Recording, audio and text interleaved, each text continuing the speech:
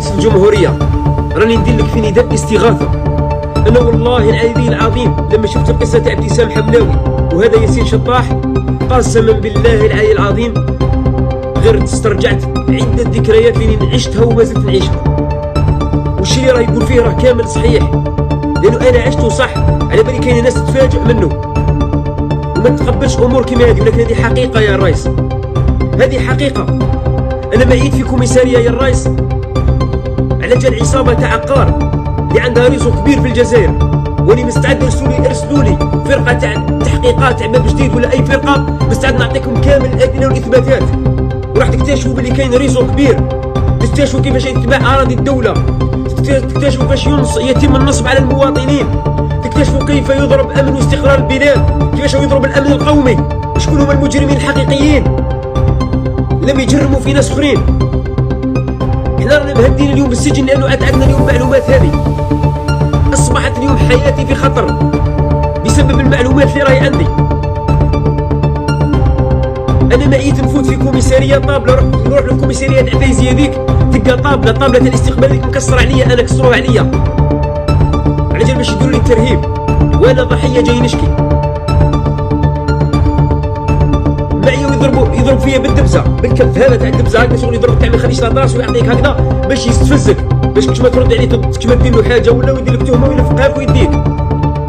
يكفروا عليا على ربي ويزيرني باش نسينيو لها محاضر مزورين، غير على جال باش يتخلص منك ويمارس عليك سياسه التهريب، على جال باش يتستروا العصابات. معي يفتشونا تليفوناتنا بدون اذننا، يحنا كيقول لك انا ديانات وراه نكتب بيهم ومنا يخرجك ويتستر على جريمه، وسببها كلها وراها الضابط ذاك اللي عنده ريزو كبير تاع ناس يخدموا معاه، رغم انه راح من البلاصه هذيك الى انه مازال الريزو تاعو يخدم الى يومنا هذا. بعيت نفوت في عداله، اقسم بالله غنفوت على قاضي يعمل فيا وكاننا في الشارع، بروكيدار يعمل فيا وكاننا في الشارع، نجي ليه اليوم يعمل لي معامله، الغدوه يوصلوا ليه نلقى موجه واحد اخر منه. امور يندلها الجبين يا الرئيس، يندهر الجبين. نخلي لك فيديو في اخر الفيديو هذا تشوفوا تاع مره سجلتهم هكذا كيفاش خرجوا من الجهه تاعهم، سجلهم واحد صديقي، خرجوا من الجهه اليمنى ودخلوا للجهه اليمنى اللي هي من الجهه اليسرى، ودخلوا للجهه اليمنى، ورحت للكوميساريه نشكي بهم، قلت لهم دخلوا لي داري وهدوني وتعدوا عليا، وديتها لهم وبالدليل رحنا للعداله، قلت روحي انا اللي متهم، قلت روحي انا اللي متهم. وصلت عند القاضي قلت له ها مدخلوا خرجوا من الجهه اليمنى دخلوا الجهه اليسرى، قال لي شنو؟ قلت له هاي اثبات بلي داري، ها والمحضر معاينه، ها وقدامكم محضر معاينه يثبت بلي ماسكن على الجهه اليمنى وماسكن على الجهه اليسرى، تاع الجهه اليمنى فيه انا والام تاعي، وتاع الجهه اليسرى فيه هما، وهما اللي خرجوا ودخلوا هنا، وهذا المحضر المعاينه هذا تم استجوابهم فيه، وهما مقرين بلي الباب الحديدي محطوط في الحدود تاعهم، يعني مسكن في كوتين وفي كوتين منا. قلت له راني قاعد سامي ندمم ساميهم، كي غادي يجيو الضحايا ونقول الضحايا ما تشيلوش ينصبوا عليكم، يعني يا ربي ديروا لي هكذا. وبعد وليت نحلف له نقول له يا الرئيس والله ما نزيد نقول ضحيه، وليت نحلف له بلي دوك نتستر على الجريمه، اطلبني برك ندخل نتستر على الجرائم. عيب الشيء اللي صار له، كيما نقولوا باللي فتنا عند قضاة، اقسم بالله فت عند واحد القاضي يقولوا له عبد خطاب حكيم ولا، والله ندعي له يوميا في صلاتي، يوميا ندعي له ان شاء الله ربي يوصلوا لي اعلى مناصب، رغم انه فت عنده وخسرت في قضيه لانه ما فيهاش شهود وتقبلتها وعادي، ولكن قاضي عادي عادل كي تعقب عن قاضي اللي تسرح له، اما كاين قاضي اللي ماشي عليك التعسف امر خطير جدا. انا ور البارح عيطوا لي باش نفوت في الموتور الفوري، عندي 9 شهور وانا نحاول باش نفوت، 11 شهر اخر جريمه عندها 3 شهور. كيف فرحت مت بالفرحه كي عاد راح نفوت في الموتور الفوري، قلت خلاص راح نجيب حقي. من بعد ما عرفت كيفاه هكذا تضربني في الراس، نروح نشوف الارتيكل تاع واحد الباجا في فيسبوك لقيته يقول لي لو كانت عندك موتور فوري راح تروح للسجن، وهم التهم راح ينفقوهم لك. تفاجئت الطول، قلت كيفاش عرف قبلي، كيفاش 5 ايام قبلي واعرف، وانا معني نعرف في نهار الاخر. بعد هنا عرفت بلي ينفقوني تهمه، كانت عندي معلومات عليهم، لاني عندي معلومات خطيره عليهم، حابين يتخلصوا مني. علاش الرئيس؟ نحن مواطنين اليوم، كيفاش انا مواطن مخترع، مواطن شاب صالح، دخان ما تكيفوش،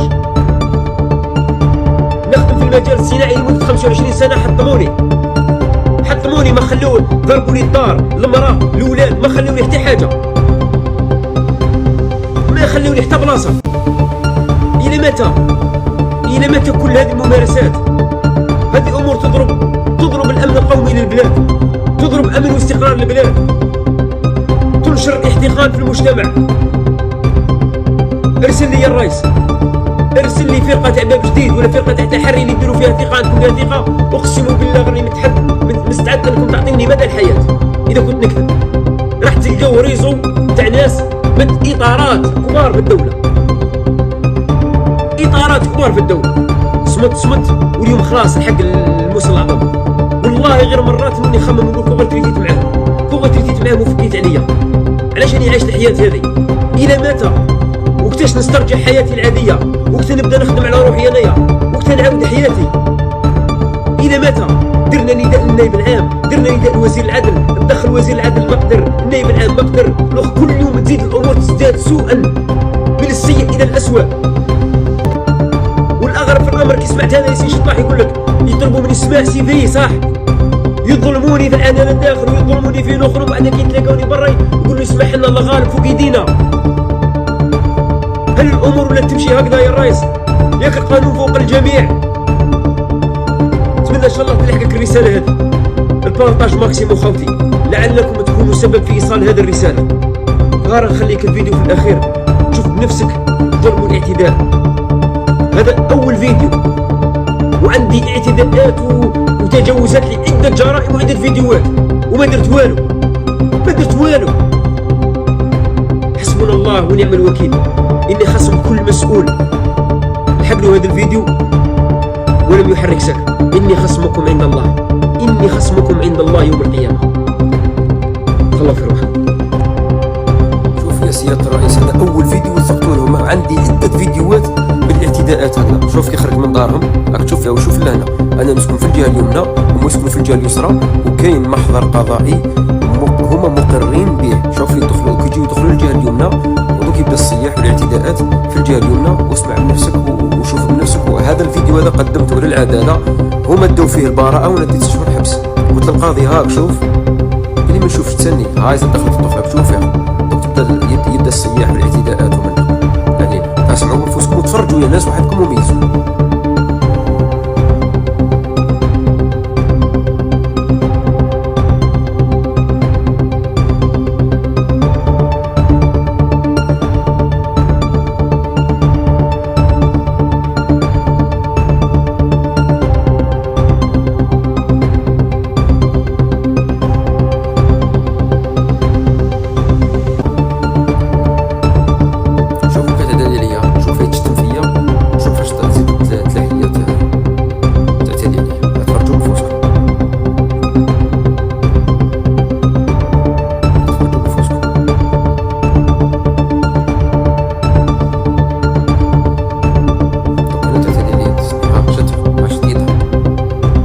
هاني قلت لهم نروح نجيب لكم الشرطه، هاني قلت لي مش عبالي نحط بالالكترون تشكي عادي يجيو الشرطه وخلاص.